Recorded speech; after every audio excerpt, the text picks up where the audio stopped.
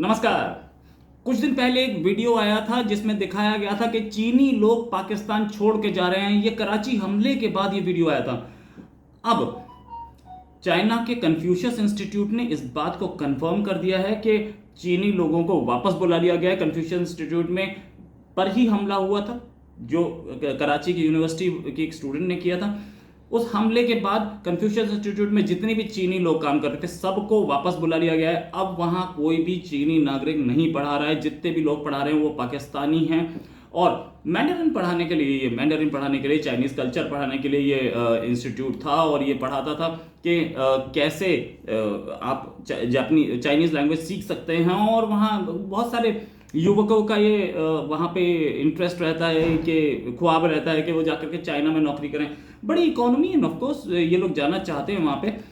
Confucius institute एक non profit organisation था जो कि अपना काम कर रहा था और उस पर हमला एक सीरियस इशू था। इंडिया ने भी इसकी निंदा की, लेकिन अब ये बात ऑफिशियली कंफर्म हो गई कि चाइना ने अपने सारे लोगों को वापस बुला लिया। पहली चीज। दूसरी चीज क्या था माजरा, क्यों अटैक किया गया था? बलूचियों का कहना है, बलूची लैंग्वेज है बलूच लोगों का कहना है, या बलूच जो फ्रीडम फाइटर्स हैं उनका कहना है कि ये जो लोग थे जो यहाँ मैंडरिन पढ़ाने के बहाने आए थे, एक नॉन प्रॉफिट ऑर्गेनाइजेशन पाकिस्तान में काम क्यों कर रही थी? क्या मकसद था वहां काम करने का जब आपको प्रॉफिट्स नहीं मिल रहे हैं? क्या मकसद था वहां पर इतने सारे लोगों की जान को खतरे में डालने का? या अपना कंट्री छोड़ के कहीं और एक तनख्वाह मिल रही थी, इतने सारे लोग आए हुए थे। कई शहरों में उन्होंने मैंडरिन इंस्टीट्यूट खोला हुआ था, ये कन्फ्यूशियस इंस्टीट्यूट खोला हुआ था मैंडरिन पढ़ाने के लिए। एक जगह पढ़ाया जाएगा, दो जगह पढ़ाया जाएगा, तीन जगह पढ़ाया जाएगा, इतने सारे शहरों में क्यों कन्फ्यूशियस इंस्टीट्यूट खोला हुआ था? ये भी शक के दायरे में आया था। दूसरा, बलूच जो फ्रीडम फाइटर्स है उनका कहना यह था कि ये लोग आए थे, चीनी वहां पे कन्फ्यूशियस इंस्टीट्यूट के नाम पे आए थे और आकर जासूसी कर रहे थे। ये जासूस थे चीन के और वहां पे आके जासूसी कर रहे थे और बलूच फ्रीडम फाइटर्स को भी नुकसान पहुंचा रहे थे। साथ में चीन के अंदर की खबर दे रहे थे। क्या पाकिस्तान को तो फर्क नहीं पड़ता क्योंकि डॉलर आ रहे थे, इसलिए पाकिस्तान उसको जाने दे रहा था। पाकिस्तान को अपनी सीक्रेट्स निकलने का कोई फर्क नहीं पड़ता है। लेकिन बलूच लोगों को या बलूच नेशनलिस्ट को यह बात पसंद नहीं थी। यही एक रीजन है कि चीनियों पे हमले हो रहे थे। ये बात अब क्लैरिटी से सामने आ रही है। कुछ बलूच लोगों से जिनसे मेरी बात हुई, उन्होंने ये उनकी बलूच नेशनल आर्मी के लोगों से बात हुई होगी या बलूच नेशनलिस्ट से बात हुई होगी, उन्होंने मुझे बताया। मेरी डायरेक्ट किसी से बात नहीं हुई, मेरी कुछ बलूच लोगों से बात हुई जो कि वर्ल्ड में कहीं पर रह रहे हैं। उन्होंने मुझे बताया कि इधर बहुत सारे चाइनीज इंटेलिजेंस के लोग चीन मैंडरिन पढ़ाने के नाम पे आए थे। वो इंटेलिजेंस के थे, ऐसा मानते हैं बलूच नेशनलिस्ट, और वो लोग इनकी खबरें निकाल के या तो इन पे हमले करवा रहे थे या लोगों को उठवा रहे थे, अरेस्ट करा रहे थे, और वो आदमी दोबारा कभी नहीं दिखता। तो इन लोगों के दिमाग में एक चीज थी कि हम इनको निपटें। ये बलूच नेशनलिस्ट हो, बलूच फ्रीडम फाइटर हो या बलूच BLA के आतंकवादी बोले, जो बोले, ये अपना अपना पर्सपेक्टिव है। बलूच उनको फ्रीडम फाइटर्स बोलते हैं। उनका पर्सपेक्टिव ये था कि हम लोगों ने इसलिए इनके खिलाफ थे हम लोग, और ये कराची में जो इंस्टीट्यूट था इसको कई और जगह खोला गया था। अब जो ये कन्फ्यूशियस इंस्टीट्यूट है उसका कहना है कि अब हम दोबारा नहीं आएंगे पढ़ाने। अभी खास तौर से अभी तो बिल्कुल नहीं आ रहे हैं, पहली चीज। दूसरी चीज, जितने एग्जाम्स होंगे सारे ऑनलाइन लेंगे और पाकिस्तानी टीचर्स ही वहां पढ़ाते रहेंगे। साथ में करीब 500 के आसपास स्टूडेंट्स चीनी भाषा की पढ़ाई कर रहे थे। उनकी पढ़ाई खत्म करा के हम नए एडमिशन्स लेंगे कि नहीं पता नहीं। यहां तक काम बिल्कुल क्लियर, यहां तक बात बिल्कुल क्लियर है। अब सोचने वाली बात क्या है? सोचने वाली बात यह कि सिर्फ 500 स्टूडेंट्स के लिए इतने सारे मैंडरिन पढ़ाने वाले लोग क्यों पहुंचे थे?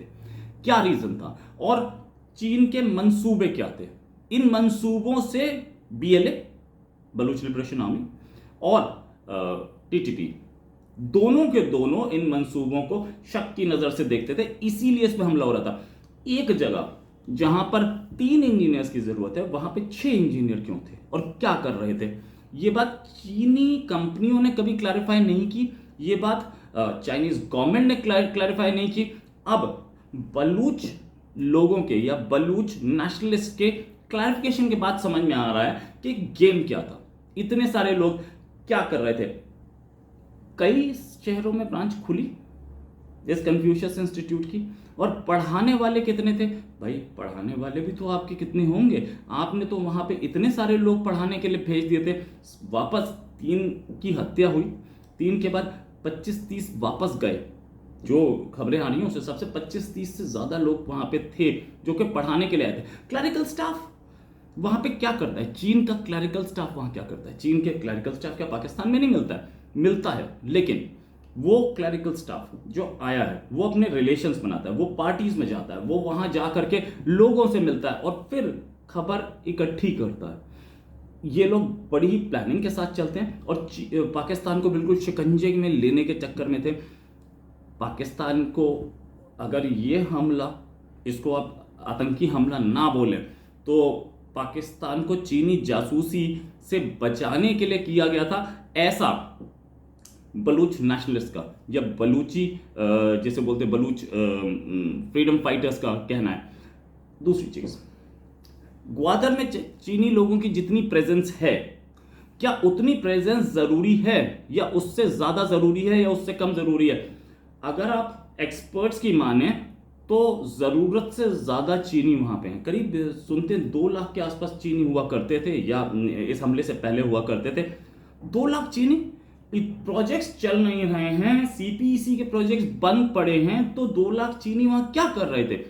ये बात भी पाकिस्तानी सरकार को नहीं समझ में आई, इन बलूच नेशनलिस्ट को समझ में आई। और हो सकता है कि पाकिस्तानी सरकार ने इन लोगों को हायर किया हो, बोला हो कि हमारे पास भेजिए, हमें ये बलूच इंसर्जेंट्स के साथ या बलूच नेशनलिस्ट के साथ या बलूच फ्रीडम फाइटर्स के साथ हम टैकल नहीं कर पा रहे, आप आके टैकल कीजिए। बलूचिस्तान में ग्वादर हो या कोई और हो या तीसरा कोई एरिया हो, हर एरिया में कहीं ना कहीं चाइनीज प्रेजेंस है। और चाइनीज प्रेजेंस क्यों है? ये लोग आ रहे हैं पढ़ाने के नाम पे, ये लोग आ रहे हैं कुछ बेचने के नाम पे, ये लोग आ रहे हैं मार्केटिंग के नाम पे, लेकिन करके जा रहे हैं अपना वही जासूसी वाला काम जो कि बलूच लोगों को समझ नहीं आया था, टीटीपी को समझ में नहीं आया था, इसीलिए हमले बढ़ रहे थे। और मैं किसी भी तरीके के आतंकी हमले को या आतंकी गतिविधि को सपोर्ट नहीं करता, ना गवर्नमेंट ऑफ इंडिया करती है, लेकिन फिर भी ये पर्सपेक्टिव बहुत जरूरी था। ये पर्सपेक्टिव इसलिए भी जरूरी था कि चीन कैसे किसी इकोनॉमी को अपने शिकंजे में पकड़ लेता है, चीन कैसे किसी इकोनॉमी पे एस्पियोनाज नेटवर्क बना लेता है, कैसे किसी इकोनॉमी पे जाकर के अपना कब्जा करता है, उस इकोनॉमी की सारी एक तो रिसोर्सेज खींच लेता है और ऊपर से इनरोड्स बनाता है वहां के लोगों के अंदर, जिससे कि उसको पता लगता रहे कि हो क्या रहा है इकोनॉमी में, हो क्या रहा है सोसाइटी में, और कौन कौन हमारे खिलाफ है और कौन कौन हमारे फेवर में। बहुत सारे लोगों को ऐसे में उठाया गया है, वो आज तक नहीं पता कहाँ है। ये सब